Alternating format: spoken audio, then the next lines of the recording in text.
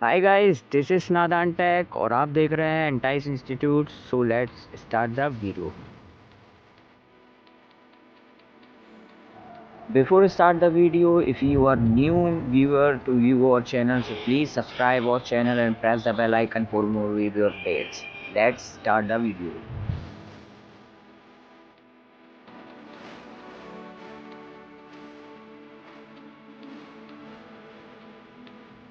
So guys, आज हम बात करने वाले हैं फ्यूचर कॉन्टिन्यूअस सेंटेंस के बारे में, जिन वाक्य के लास्ट में रहा, होगा, रही, होगी, रहे, होंगे जैसे शब्द पाए जाते हैं उन्हें हम फ्यूचर कॉन्टिन्यूअस सेंटेंस कहते हैं। ठीक है, तो चलिए अब हम लोग रूल्स फॉलो करते हैं। तो रूल्स में हम लोग सबसे पहले देखेंगे subject will be, shall be, verb में आईएनजी, और नेगेटिव के लिए सब्जेक्ट विल, शैल और नॉट, फिर बी, फिर वर्ब में आईएनजी। यहाँ पर हम लोग साइड में देख रहे हैं ही, शी, इट, नेम, इट, दे के साथ हम लोग विल भी लगाएंगे और आई और वी के साथ हम लोग शैल भी लगाएंगे। ओके, तो अब यहाँ पर हम लोग एक एग्जांपल फॉलो करते हैं। जैसे वह सो रही होगी, है ना, तो वह सो रही होगी, इसकी इंग्लिश कैसे बनेगी? चलिए फॉलो करते हैं अफर्मेटिव सेंटेंस पे। वह सो रही होगी तो इसका बनेगा शी विल बी स्लीपिंग, यानी कि सब्जेक्ट शी हो गया, फिर विल बी लगा दिया, फिर स्लीप का सोना और आईएनजी लगा दो तो स्लीपिंग। वह सो रही होगी, शी विल बी स्लीपिंग। चलिए अब इसका नेगेटिव देखते हैं। तो नेगेटिव में क्या है कि वह नहीं सो रही होगी तो she will not be sleeping. अच्छा, इसमें क्या होगा कि सबसे पहले सब्जेक्ट लगाएंगे, फिर विल लगाएंगे, फिर विल के साथ नॉट लगाएंगे, फिर बी लगाएंगे। ओके, और देन वर्ब में आईएनजी। ओके, तो she will not be sleeping.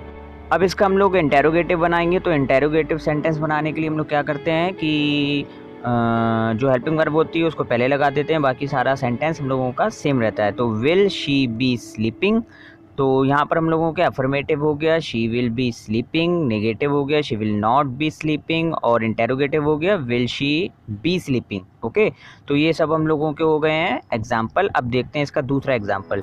हम आम खा रहे होंगे, है ना, तो हम आम खा रहे होंगे, लास्ट में क्या है? होंगे, यानी कि रहा होगा, रही होगी, रहे होंगे, फ्यूचर कॉन्टिन्यूअस का सेंटेंस है। ओके, अब इसका हम लोग एग्जाम्पल देखें कि we shall be eating mangoes. Okay, अच्छा यहाँ पर एक चीज़ है कि हम लोग जैसे शैल लगा रहे हैं, शैल आप विल भी लगा सकते हैं, लेकिन शैल हम लोग लगा रहे हैं क्योंकि जो लिटरेचर्स की जो बुक हैं जो पुरानी, उसमें शैल का यूज़ हुआ, इसलिए हम लोग शैल का यूज़ कर रहे हैं। ओके, अब देखें we shall not be eating mangoes, यानी कि negative we shall not be eating mangoes. Okay, अब आगे देखते हैं। हाँ, यहाँ पर देखते हैं अफर्मेटिव इसका हो गया, नेगेटिव हो गया। अब देखते हैं इंटेरोगेटिव। इंटेरोगेटिव में क्या है कि shall we be eating mango.